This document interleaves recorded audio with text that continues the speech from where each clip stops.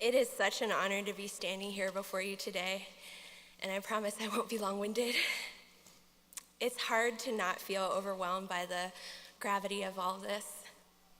I know for myself, and I think for each of us, graduating today, we have summited mountains after passing through deep valleys that held heartache, loss, and devastating memories. I know that I have only gotten this far thanks to the mentors, community, and family that God has graciously surrounded me with. I like to say that I come from a legacy of grace, especially when I look back at my own father's story, where he had to drop out of school in Thailand at the age of 8 in order to work to survive. It's only by a series of God's interventions that my dad turned his life around to later hold a PhD of his own. My dad has always said to me, some people have to start in the negatives, and we've gotten you as close to 100 as we could.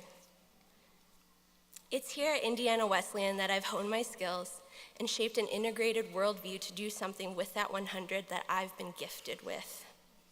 Not by grandiose plans, but with the hope that I can consistently love my neighbor as myself, and that I remember that each person that I encounter bears the image of God. But whether or not that image is reflected or refracted, it's still my privilege to bring light and healing to that relationship, and in turn continue to be shaped as well. C.S. Lewis frames it better than me. He writes in The Weight of Glory, "There are no ordinary people. You have never talked to a mere mortal. Nations, cultures, arts, civilizations, these are mortal, and their life is to ours as the life of a gnat.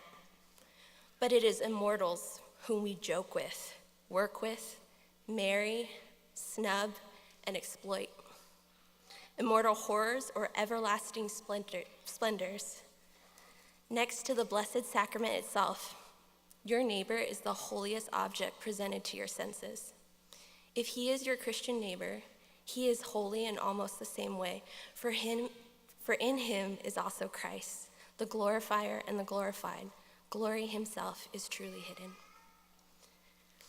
Lastly, I'd just like to end with reading the prayer of St. Francis over all of us. And although it couldn't be projected, I hope that this is your prayer as well. Lord, make me an instrument of your peace. Where there is hatred, let me sow love. Where there is injury, pardon. Where there is doubt, faith. Where there is despair, hope. Where there is darkness, light. Where there is sadness, joy. O divine Master, grant that I may not so much seek to be consoled as to console, to be understood as to understand, to be loved as to love. For it is in giving that we receive. It is in pardoning that we are pardoned, and it is in dying that we are born to eternal life. Amen. Thank you.